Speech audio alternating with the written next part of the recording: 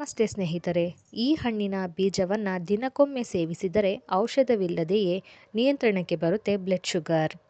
ಹಾಗಾದರೆ ಆ ಬೀಜ ಯಾವುದು ಅಂತ ತಿಳ್ಕೊಳ್ಳೋ ಆಸಕ್ತಿ ಇದೆಯಾ? ತಿಳ್ಕೊಳ್ಳೋ ಆಸಕ್ತಿ ಇದ್ದರೆ ಈ ವಿಡಿಯೋನ ಎಲ್ಲೂ ಸ್ಕಿಪ್ ಮಾಡದೆ ಪೂರ್ತಿ ವಿಡಿಯೋ ನೋಡಿ. ಹಾಗೆ ಹೊಸದಾಗಿ ಯಾರಾದರೂ ನನ್ನ ಚಾನೆಲ್ನ ನೋಡ್ತಾ ಇದ್ದರೆ ಈ ಚಾನೆಲ್ನ ಸಬ್ಸ್ಕ್ರೈಬ್ ಮಾಡಿ. ಕರ್ಬೂಜದ ಬೀಜಗಳು.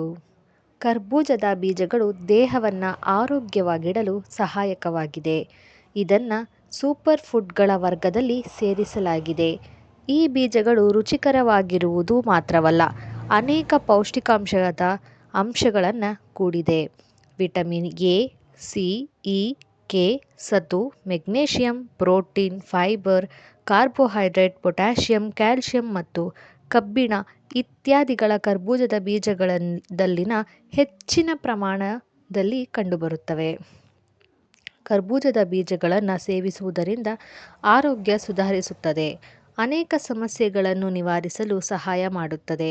ಕರ್ಬೂಜದ ಬೀಜಗಳನ್ನು ತಿನ್ನುವುದರಿಂದ ನೀವು ಅನೇಕ ಅದ್ಭುತ ಪ್ರಯೋಜನಗಳನ್ನು ಪಡೆಯುತ್ತೀರಿ.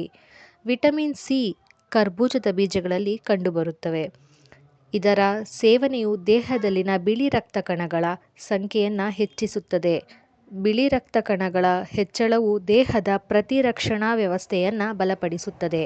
ಕೆಮ್ಮು, ಶೀತ ಮತ್ತು ಜ್ವರದಂತಹ ಸಮಸ್ಯೆಗಳಿಂದ ವ್ಯಕ್ತಿಯನ್ನು ರಕ್ಷಿಸುತ್ತದೆ. ಕರ್ಬೂಜದ ಬೀಜಗಳಲ್ಲಿನ ಪೊಟ್ಯಾಷಿಯಂ, ಮೆಗ್ನೀಷಿಯಂ ಮತ್ತು ರಂಜಕದಂತಹ ಅಂಶಗಳು ಇರುತ್ತವೆ. ಈ ಅಂಶಗಳು ರಕ್ತದೊತ್ತಡವನ್ನು ನಿಯಂತ್ರಿಸಲು ಸಹಾಯ ಮಾಡುತ್ತವೆ. ಕರ್ಬೂಜದ ಬೀಜಗಳನ್ನು ಸೇವಿಸುವುದರಿಂದ ಪಾರ್ಶ್ವವಾಯು ಅಪಾಯವನ್ನು ಕೂಡ ಕಡಿಮೆ ಮಾಡಬಹುದು. ತೂಕ ಇಳಿಕೆಗೆ ಕರ್ಬೂಜದ ಬೀಜಗಳು ಸೇವಿಸಬೇಕು. ಈ ಬೀಜಗಳು ಫೈಬರ್ನಲ್ಲಿ ಸಮೃದ್ಧವಾಗಿವೆ. ಇದು ತೂಕವನ್ನು ಕಡಿಮೆ ಮಾಡಲು ಸಹಾಯ ಮಾಡುತ್ತದೆ. ನಾರಿನಂಶವನ್ನು ಸೇವಿಸುವುದರಿಂದ ವ್ಯಕ್ತಿಯ ಹೊಟ್ಟೆಯು ದೀರ್ಘಕಾಲದವರೆಗೆ ತುಂಬಿರುತ್ತದೆ.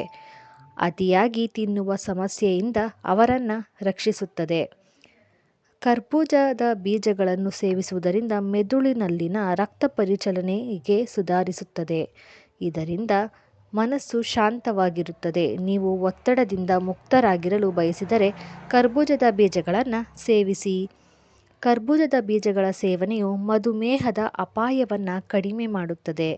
ಕರ್ಬೂಜದ ಬೀಜಗಳನ್ನು ಸೇವಿಸುವುದರಿಂದ ಬ್ಲಡ್ ಶುಗರ್ ಕಂಟ್ರೋಲ್ ಮಾಡಬಹುದು. ಕರ್ಬೂಜದ ಬೀಜಗಳನ್ನು ದಿನಕ್ಕೊಮ್ಮೆ ಆದರೂ ಸೇವಿಸಬೇಕು. ಈ ಬೀಜಗಳಲ್ಲಿ ಮೈಗ್ರೇನ್, ನಿದ್ರಾಹೀನತೆ, ಖಿನ್ನತೆಯ ಅಸ್ವಸ್ಥತೆಯನ್ನು